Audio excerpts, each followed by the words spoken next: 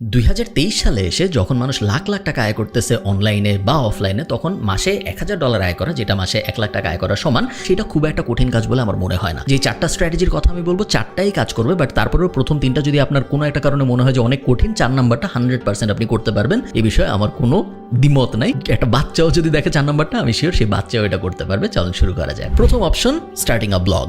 Blog শুরু করা, অনলাইনে আয় শুরু করার জন্য সবচেয়ে বেস্ট উপায়গুলোর একটা, এবং 2023, 24, 25 সালে এসেও একটা ব্লগ থেকে যত সহজে অনলাইনে আয় করা যায় এবং যত স্ট্রিমড লাইন উপায়ে অনলাইন থেকে আয় করা যায়, তত অন্য কোনো কিছু থেকে যায় বলে আমার মনে হয় না। মজার ব্যাপার হইলো, আপনাদের কোনো কোর্স করতে হবে না, কারণ আপনারা যদি প্যাসিভ জার্নালের ইউটিউব চ্যানেলে যান, 2017-18তে আমি একটা কোর্স বানিয়েছিলাম, ওইটা এখন প্যাসিভ জার্নালের ইউটিউব চ্যানেলে ফ্রিতে পাওয়া যায়, এবং ওইখানে ওই কোর্সের ভিতরে আমি একটা ব্লগ বানায় সেই ব্লগ থেকে আয় করেও দেখাইছি মাসে $500-600, এবং তারপরে ওই ওয়েবসাইটটা আমি $15,000 বিক্রি করেও দেখাইছি। পুরাটা আমার ল্যাপটপ স্ক্রিন রেকর্ড করে একদম লাইভ দেখানো। অনেক কিছু এখন আর হয়তো অত রেলেভেন্ট নাই, যেহেতু এটা 2017-18 সালের, বাট অনেক কিছু কিন্তু এখনো রেলেভেন্ট আছে। আর যদি তারপরেও আরো রেলেভেন্ট জিনিসপত্র আপনাদের দরকার হয়, তাহলে তো প্যাসিভ জার্নালে আপনি জয়েন করতে পারেনি, বাট জয়েন করা জরুরি না। শুধু ওইটা দেখে, ওই পুরা ইউটিউব সিরিজটা দেখেই আপনি ব্লগ শুরু করতে পারবেন। আপনি যদি ব্লগ শুরু করে অনলাইনে আয় করতে চান, স্টেপ 1 হবে ডোমেইন এবং হোস্টিং কেনা, এবং তার জন্য আমার রেকমেন্ডেশন হবে হোস্টিঙ্গার। হোস্টিঙ্গার এই ভিডিওর স্পন্সর, বাট যদি স্পন্সর নাও হইতো, তারপরে আমি বলতাম হোস্টিঙ্গার বা এরকম কোনো একজনের সাথে যেতে।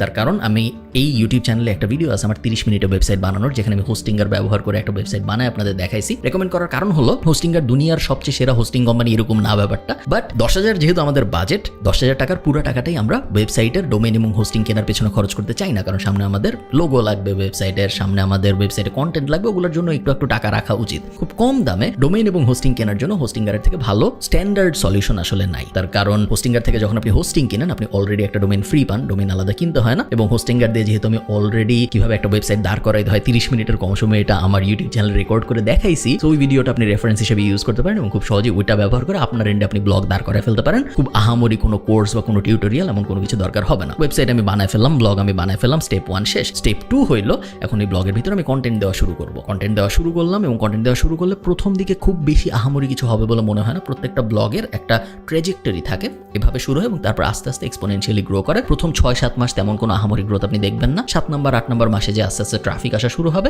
12তম 11তম মাসে যে আপনি প্রথম আয়ের দেখা পাবেন বলে আমার মনে হয়, এবং যেটা আমি আমার নিজের এবং আমার হাজার হাজার স্টুডেন্টের সাথে হতে দেখেছি। আপনি যদি হোস্টিঙ্গার ইউজ করতে চান, ডেসক্রিপশনে লিঙ্ক দেওয়া থাকবে উপরে নিচে, যেখান থেকে ইচ্ছা আপনি ওই লিঙ্কে যেয়ে আপনি যদি আমার ডিসকাউন্ট কুপনটা ইউজ করেন, তাহলে একটা ডিসকাউন্ট সহ হোস্টিঙ্গার ব্যবহার করতে পারবেন। চলুন সেকেন্ড উপায়ে যাওয়া যাক। সেকেন্ড উপায় হলো starting an e-commerce business with a B2C angle. মানেটা কি? আমার এই ইউটিউব চ্যানেলে যদি আপনি একটু পিছনে ঘাটেন, আপনি দেখবেন আমার একটা ভিডিও ছিল যেখানে আমি 7 দিনে 50,000 টাকার একটা ব্যবসা একদম লাইভ দাঁড় করায় আপনাদের দেখাইছিলাম। কিছুই করি নেই, একটা সিম্পল আইডিয়া খুঁজে বের করছি, যেটা একটা ইউনিক ব্যাপার ছিল, যেটায় B2C মার্কেটিং করা সহজ। আপনার ওরকম একটা সিম্পল আইডিয়া খুঁজে বের করতে হবে, যেটার উপরে B2C বিজনেস টু কাস্টমারে মার্কেটিং করা যায়, এবং এই মার্কেটিংটা আপনি করবেন ফেসবুক অ্যাড দিয়ে। ফেসবুক অ্যাড কিভাবে শিখবো?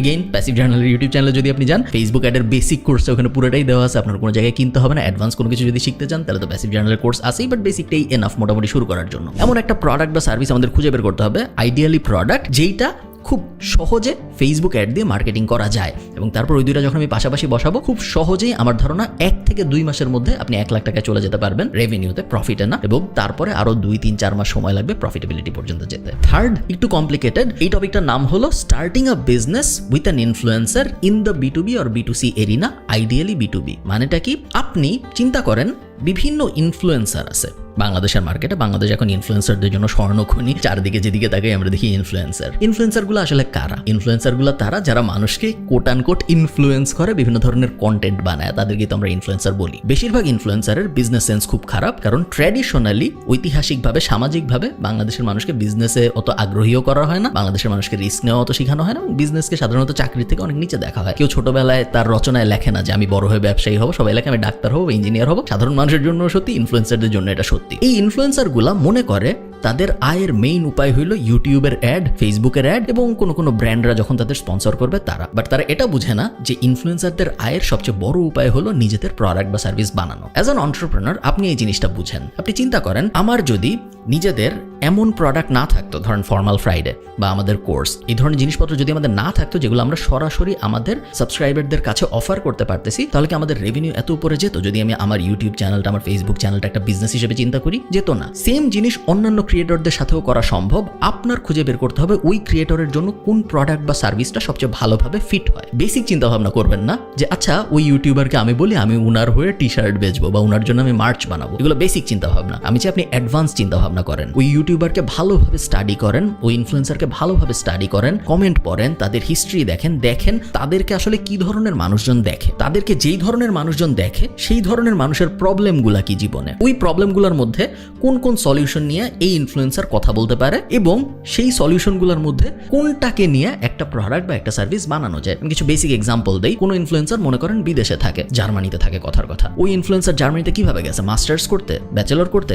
ওর জন্য হয়তো একটা ব্যাচেলর বা মাস্টার্স কনসালটেন্সি বা বিদেশে পড়তে যাওয়ার কনসালটেন্সি বা একটা এসওপি রাইটিং এজেন্সি, এই টাইপ জিনিসপত্র কিন্তু ওর জন্য ভালো বসে। ওটা কিন্তু আবার একটা বাইকার বাংলাদেশি ইনফ্লুয়েন্সারের জন্য হবে না। ওই বাইকার বাংলাদেশি ইনফ্লুয়েন্সারের জন্য বাইকের গিয়ার ভালো চলবে, বাইকের রিপেয়ারিং দোকানের স্পন্সরশিপ ভালো চলবে। সো বিভিন্ন ইনফ্লুয়েন্সারের জন্য বিভিন্ন ধরনের B2B এবং B2C প্রোডাক্ট কাজ করবে। আপনার বিজনেসের ব্রেইন ব্যবহার করে ফার্স্টে ফিগার আউট করতে হবে যে কোন ইনফ্লুয়েন্সারের জন্য কোন বিজনেস ভালোভাবে কাজ করবে। ওই বিজনেসের একটা প্ল্যান বানাইতে হবে। তারপরে এই ইনফ্লুয়েন্সারের যদি কোনো ম্যানেজার থাকে তার সাথে যোগাযোগ করতে হবে। ইনফ্লুয়েন্সারের সাথে কিন্তু আমরা যোগাযোগ করবো না, কারণ ইনফ্লুয়েন্সার মনে করে যে ও আমার তো ইউটিউব থেকে ইনকাম হচ্ছে, আমার তো ফেসবুক থেকে ইনকাম হচ্ছে, আমার তো দুই একটা ব্র্যান্ড ডিল আসতেছে, আমার জীবন ভালো। কিন্তু ইনফ্লুয়েন্সারের যে ম্যানেজার সে বুঝে, কারণ সে একটু এন্টারপ্রেনারিয়াল, এবং ম্যানেজার যদি ইনফ্লুয়েন্সারকে নতুন কোনো বিজনেসে কনভার্ট করতে পারে ওই ম্যানেজারেরও লাভ বেশি, কারণ ম্যানেজাররা সাধারণত ইনফ্লুয়েন্সারদের যে ইনকাম হয় ওটার পার্সেন্টেজ হিসেবে নিজেদের কমিশন পায়। সো আপনার ডিলটা মূলত হবে ম্যানেজারের সাথে। আমি হইলে এমন ইনফ্লুয়েন্সারদের টার্গেটই করতাম না যাদের আসলে কোনো ম্যানেজার নাই, কারণ আমার মতে তারা হয়তো বিজনেস সেন্সে ভালো না। এটা একটা ভালো আইডিয়া, একটু কমপ্লিকেটেড, বাট আমার ধারণা যদি আপনি ঠিকঠাক মতো করতে পারেন।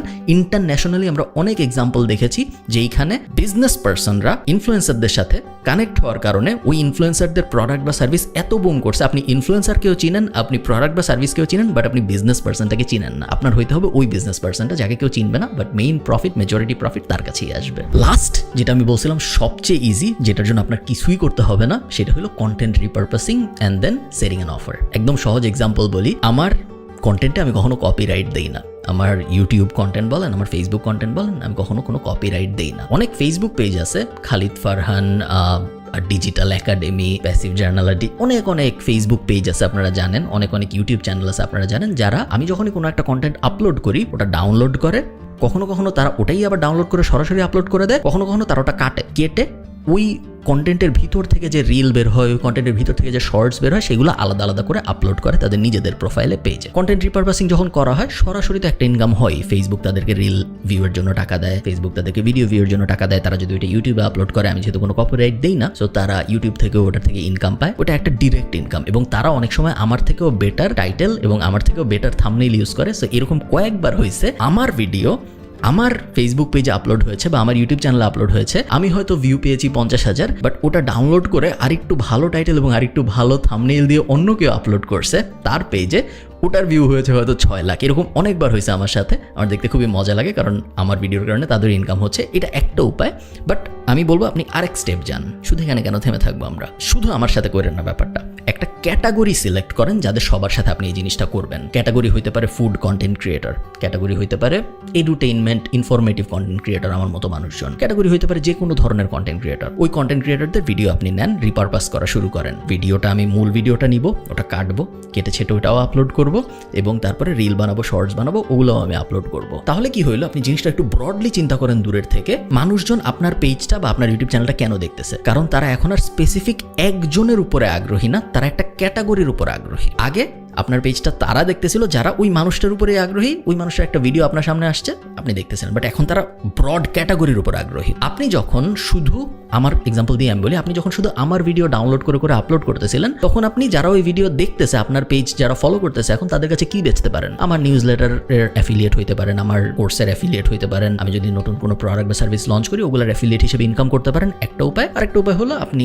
নর্মাল অ্যাড থেকে আপনার যে ইনকাম হচ্ছে ফেসবুক, ইউটিউব আপনাকে যা দিচ্ছে ওইটা। বাট আপনি যখন একটা ক্যাটাগরি রিপ্রেজেন্ট করেন যে আমার এই পেজে বাংলাদেশের যেখানেই যে ইনফরমেটিভ কন্টেন্ট আপলোড করে ওগুলা রিপারপাস করে আমি আবার আপলোড করি, তাহলে আপনার পেজ এখন কারা ফলো করতেছে, আপনার ইউটিউব চ্যানেল এখন কারা ফলো করতেছে? যারা প্রোডাক্টিভিটি বিষয়ে আগ্রহী, যারা ইনফরমেটিভ কন্টেন্টের বিষয়ে আগ্রহী, এখন আপনার পুলটা বড় হয়েছে এবং এখন আপনি নিজের প্রোডাক্ট বা সার্ভিস লঞ্চ করতে পারেন। এখন আপনার ভাবতে হবে, আচ্ছা আমার পেজ কারা ফলো করে? আমার পেজ তারা ফলো করে যারা খালিদ ফারহানের ভিডিও দেখে, অমুকের ভিডিও দেখে, তমুকের ভিডিও দেখে, ইনফরমেটিভ ভিডিও দেখে। এই মানুষগুলোর কি লাগবে? এই মানুষগুলোর হয়তো বছর শেষে একটা ইন্টারেস্টিং নোটবুক লাগবে। আমি একটা নোটবুক বের করে বেচার চেষ্টা করি। সো আপনার ব্র্যান্ডটা আপনি দাঁড় করাচ্ছেন অন্য মানুষের উপরে। এটা ইংলিশে বলে পিগি ব্যাকিং। ইংলিশে আমরা অনেক এক্সাম্পল দেখি, বাংলাদেশে আস্তে আস্তে আমরা দেখা শুরু করছি। তাদের উপর দাঁড় করায়, বাট কোনো একজনের উপর দাঁড় করায় না, পুরো একটা ক্যাটাগরির উপর দাঁড় করায়। এবং একজনের উপরে দাঁড় করানোটা এমনিতেও রিস্কি, তার কারণ ওই একজন কোনো একটা কন্ট্রোভার্সিয়াল কথাবার্তা বললে কিন্তু আপনার ব্র্যান্ডটাও রিস্কের মধ্যে পড়ে যায়, কারণ আপনি খালি ওই মানুষের ভিডিও ডাউনলোড করে আপলোড করেন। আপনি যখন একটা ক্যাটাগরি টার্গেট করবেন, তখন ওই ক্যাটাগরির ভিতরে কেউ যদি একজন একটা কন্ট্রোভার্সিয়াল কথা বলে, তাকে সিম্পলি আপনি বাদ দিয়ে বাকিদের উপর ফোকাস করবেন। এবং তারপর আস্তে আস্তে আপনার অডিয়েন্স পুলটা যখন এমন হবে যে তার অডিয়েন্স পুল এবং আপনার অডিয়েন্স পুল সমান,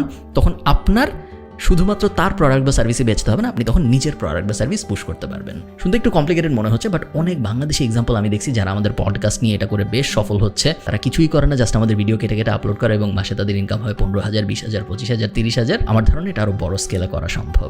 এই 4টা মেথডের প্রত্যেকটাই কাজ করবে 10,000 টাকাকে 1 লাখ টাকা বানানোর জন্য। জাস্ট একটা ব্যাপার আমি বলে রাখি, যখনই আমরা বলি যে 10,000 টাকাকে 1 লাখ টাকা বানায় ফেলবো বা 500 টাকাকে 20,000 টাকা বানায় ফেলবো, তখন মাথার মধ্যে প্রথম যে ব্যাপারটা আসে সেটা হলো কি শর্টকাট নেওয়া যায়। কারণ আমরা একটা ম্যাসিভ জিনিস করতে যাচ্ছি, খুব কম টাকাকে অনেক টাকা বানায় ফেলতে চাচ্ছি, এবং শর্টকাট ছাড়া কি এটা করা সম্ভব? আমি বলবো সম্ভব। এবং আমি যে স্ট্র্যাটেজিগুলোর কথা বললাম, এগুলো প্রত্যেকটার কিন্তু প্রপার বিজনেস স্ট্রাকচার আছে। কোনোটাই এমন না যে আমি 10 টাকার বিটকয়েন কিনলাম এবং তারপর তারপরে আমি আল্লাহর কাছে দোয়া করবো যে 10 টাকার বিটকয়েন যেন 1 লাখ টাকা হয়ে যায়। ওইটা কিন্তু বিজনেস না, ওইটা হলো রিস্ক এবং না বোঝা একটা রিস্ক। আমি জানি না, আমি ইনফ্লুয়েন্সও করতে পারবো না, হবে নাকি হবে না। ট্রেডিং, ফরেক্স ট্রেডিং, এই ক্রিপ্টো ইনভেস্টিং, ওই টাইপ জিনিসগুলা খুবই রিস্কি জিনিস, এবং ওগুলা করে আপনি খুব স্ট্রাকচারালি প্রপার বিজনেস মেন্টালিটির হিসাবে কোনো একটা এস্টাবলিশড এন্টিটি দাঁড় করাইতে পারবেন না। এবং এই কারণে আমি ওগুলো সাজেস্ট করি নাই। আমি যা সাজেস্ট করেছি এগুলো একটু কষ্ট হবে, এই জন্য আমি বলছি 12 মাস সময় লাগবে। বাট আপনি যদি কষ্টটা করতে পারেন, 12 মাস পরে আপনি দেখবেন আপনার কাছে শুধুমাত্র 10,000 টাকা 1 লাখ টাকাই হয়ে যায়নি, একটা প্রপার বিজনেসও দাঁড়ায় গেছে।